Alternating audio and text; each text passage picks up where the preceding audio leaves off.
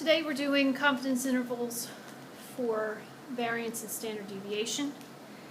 And your classwork today, we're going to start with a couple review problems, page 447, number 22, and page 544, 35. Remember, those are the ones with that little strip across the top of gray, and those are those word problems that we've been doing.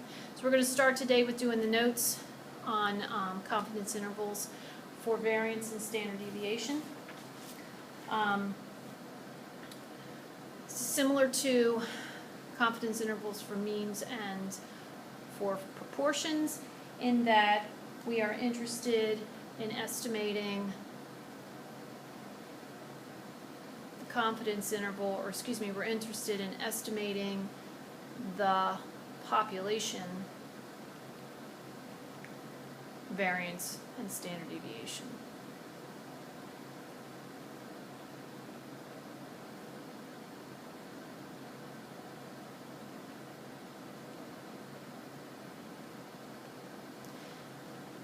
With certain confidence.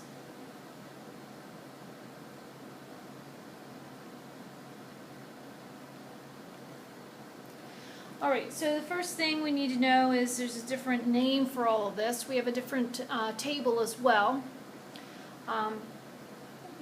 These intervals, it's called a chi-squared. It's C-H-I, sort of looks like chai-tea, but it's not chai-tea. It is pronounced chi. It's a chi-squared distribution. We also use degrees of freedom, so it's a similar situation where you have to take n minus 1. So we use degrees of freedom as well. And the symbol for chi-squared is this x squared. It's a Greek symbol. So the symbol for chi-squared is right here. So you'll get used to looking at it. It's kind of a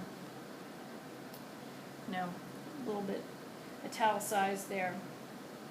You'll notice that it looks skewed right, and that's the distribution, and this one is skewed right. Okay, so we're going to first figure out how to read this table. That's the biggest trouble with this because it's different from all the other ones that we've done. So there's a few steps. You might want to write this on your table directly. You can write it on here and then copy it onto your table if you want to. Find the chi-squared confidence interval, 90% confidence interval, and n is equal to 25. The first thing we have to do is change the confidence interval to a decimal, so 90% is 0.90.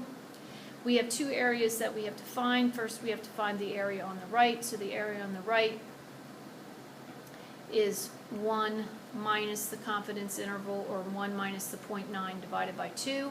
Make sure that you're doing the numerator first when you're calculating this. A lot of people don't put the parentheses around it and end up with a wrong value here. You should be getting 0.05, so double check to make sure that you're doing your order of operations correctly.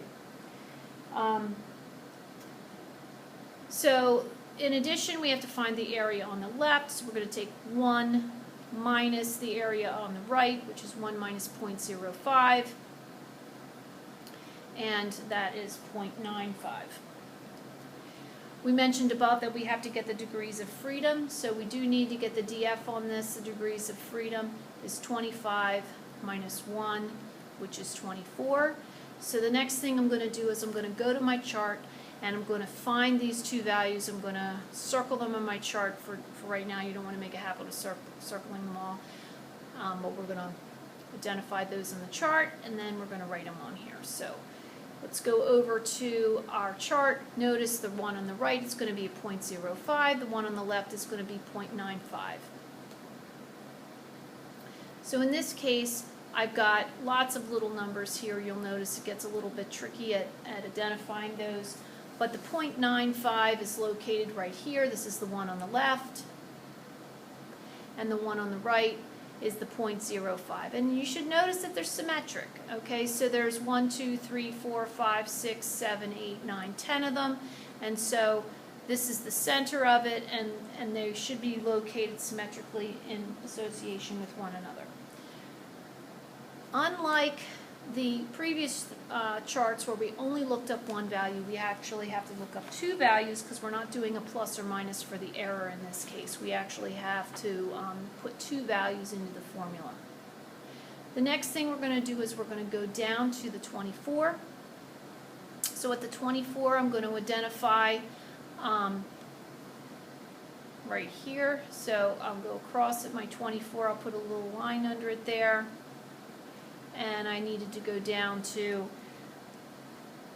the 0.05. So I've got the 36.415, and then I've got the 13.848. So I'll write those two values down here on my paper.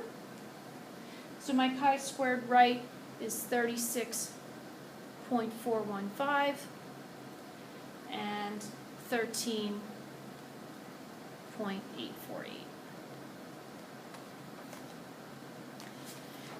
The next thing we're going to do is we're actually going to do a problem.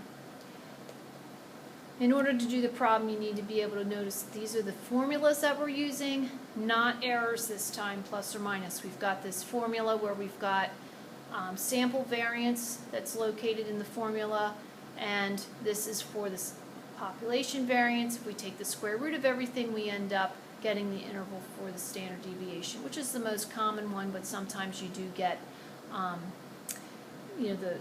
interval for the variance. Notice that I've chi-squared right here and chi-squared left in the denominator here. Both numerators are the same. All right, let's try some examples. Number 1.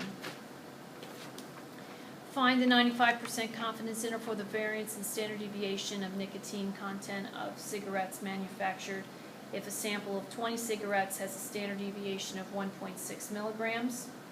All right, so the first thing I have to do is I have to go through my steps. I have to get my right side. I have to take 1 minus 0.95 and divide it by 2. I get 0.025. I have to get my left side, which is 1 minus 0.025, which gives me 0.975. I also need to identify my degrees of freedom, which is 19. I'm going to go over to my chart, and I have to go down to 19 on this one, and I have to go across at my two other values here. So I'm going to erase what I have here.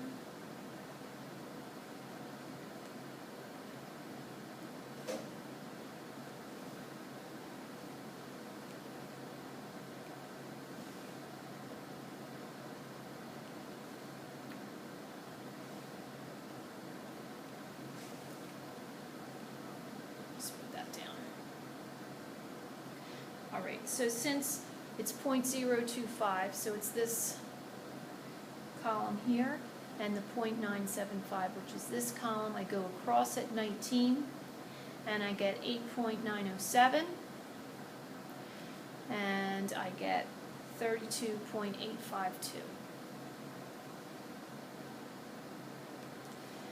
Alright, so I'm going to identify those. Chi-squared right is going to be 32.852. Chi-squared left is 8.907. Now I put it into my formula. Okay, I'll do my variance first. So I put 20 minus 1. My standard deviation is 1.6, so that goes in here. And I have to square it, and I'm going to divide by chi-squared right, which is 32.852. So I'm estimating the variance first. 20 minus 1, 1.6 squared, same numerator, different denominator, 8.907. I get 1.5, so I can estimate with 95% confidence that my variance is between 1.5 and 5.5, and I simply take the square root of each of those to get my standard deviation. So my standard deviation is 1.2 to 2.3. So with 95% confidence, I can say my population standard deviation is between these two values. So my standard deviation is here, variance.